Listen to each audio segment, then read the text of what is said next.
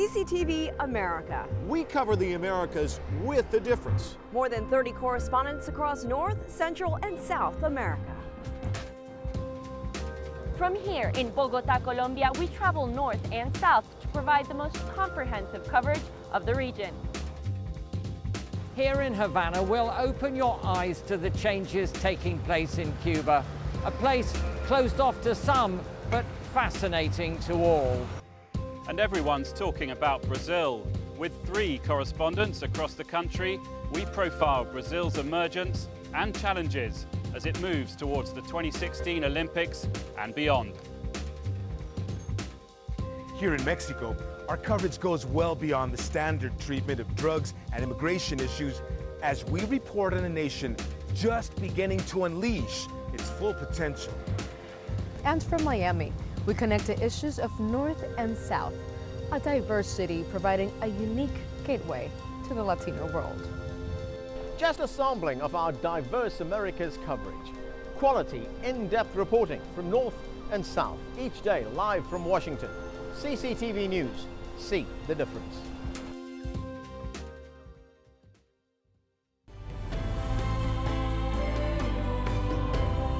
We are CCTV America.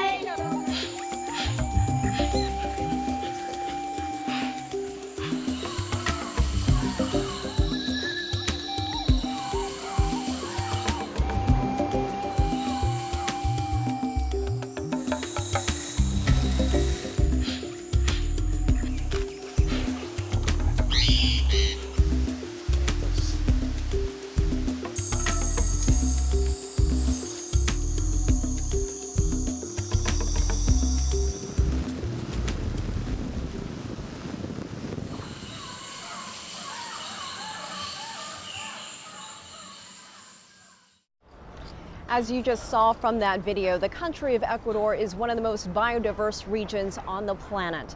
Within its borders lie the Andean Mountains, part of the Amazon Basin, and Ecuador's largest mainland reserve, Yasuni. It also owns the Galapagos Islands more than 900 kilometers off its coast. With such an abundant array of natural resources, the country has a lot at stake when it comes to climate change and preserving the environment. We had the opportunity to sit down with Ecuador's Foreign Minister Ricardo Patiño. He is here in New York attending the UN Climate Summit, and we asked him what he sees in the future for the astonishing landscapes of Ecuador. There's been a lot of reaction from the public about the oil drilling in the Yasuni. Many feel that Ecuador isn't or hasn't done enough to protect its environment. And everyone here at the UN is talking about climate change. Are there any new initiatives or programs in your country? Debo decirle que el Ecuador, cuando presentó la propuesta hace ya más de 6 años. When we came out with the Yasuni project 6 years ago, the idea was ahead of its time, but it was not understood by the international community. The concept was based on President Correa's idea of net emissions avoided, which meant that the world would compensate those countries that have cleaned the environment after causing pollution, or countries that decided not to pollute at all. Unfortunately, developed countries and some large companies that initially supported the idea pulled out. So we decided to exploit our natural resources. However, we will do it in a way that our wonderful biodiversity in the Yasuni Park will only be affected in a very minuscule way. This shows our commitment to the environment. We are working hard on moving into clean energy. Within the next 7 years, 50% of our energy will come from hydroelectric, so we are moving away from fossil fuel energy. The energy used on the Galapagos Islands will soon have zero contaminants. So we are working to build a cleaner world. I wish the world, especially the major pollutant countries, would also commit. I hope in 50 years we won't find ourselves with many territories devastated by the increase in temperature and without many of our natural resources. Por el aumento en la temperatura y con la eliminación de muchos de nuestros recursos naturales. Your country has been involved in a decades-long lawsuit with Chevron following a massive oil spill in the Amazon affecting tens of thousands of local people. Can you bring us up to date on the case? Este es un caso que podría decirse de los pájaros disparándole a las escopetas. In this case, it seems as if the world is turned upside down. It's an aberration of the legal system and the system of international arbitration. This is a company that has polluted the Amazon for 30 years, damage that could have been avoided because the company had the knowledge and the technology to prevent pollution. The Amazonians sued Chevron and the company lost the case because the contamination was very clear. Instead of complying with the Ecuadorian courts, Chevron started a lawsuit against the Ecuadorian government, requesting international arbitration to regain the money. The company also launched a multi-million-dollar international campaign to discredit our country. We have responded by saying that this is absolutely unfair and illegal. The process is still ongoing, and we will probably see a decision in the next 2 years. Chevron said that they did not pollute, but if they did, it's already clean. We think that the initial sentence is grounded in proof, and the pollution existed and was caused knowingly to improve profits. We hope that the world knows the truth and that the final sentence won't be as unfair as the people from Chevron want. No vaya a ser tan injusta como pretenden las señores de Chevron. Your government has been criticized for hiring a U.S.-based public relations company and spending more than $6 million related to this lawsuit. Was it necessary? Por supuesto que ante la arremetida de una compañía. Of course, this is in response to a company that has hired not only a public relations firm like we did, but has hired hundreds of advocacy groups and lobbyists in the United States. This is a company that is trying to destroy our credibility, a company that has been interfering so we don't do business with other countries. The damage is enormous. We have to defend ourselves, so it's only fair for us to do that. Absolutamente justificable que nosotros hagamos eso. Your government asked USAID, the U.S. Agency for International Development, to leave the country by the end of September.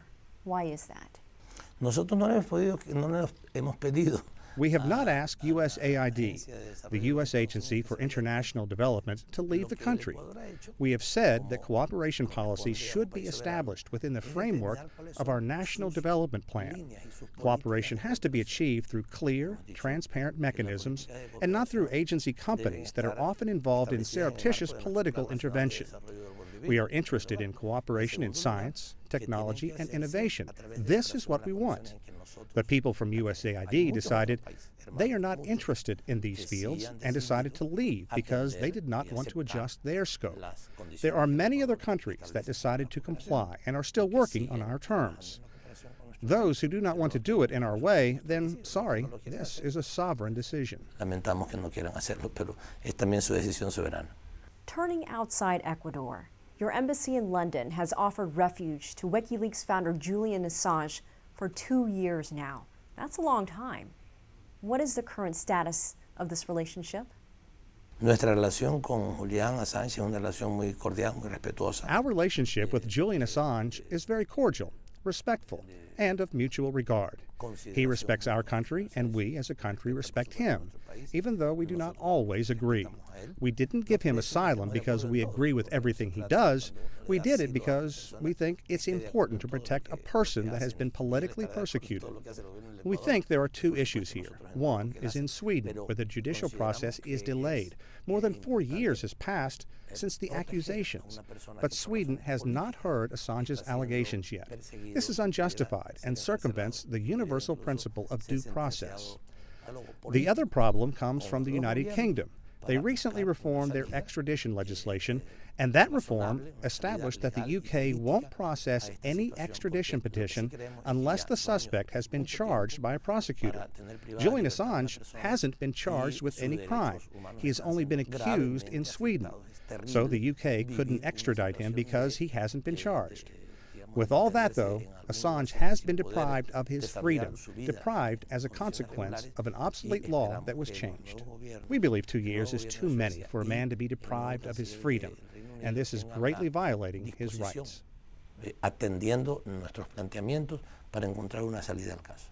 There is so much happening in the world right now with Syria, ISIS, the Middle East, the crisis in Ukraine. What message does Ecuador have for all the world leaders here right now at the United Nations? Esto es muy lamentable que después de la existencia de las Naciones Unidas. It's regrettable that since the creation of the United Nations after World War II, we are now living in what is, in my opinion, one of the most dangerous periods for the world's peace. In Latin America and the Caribbean region, fortunately, we have peaceful and cordial relations.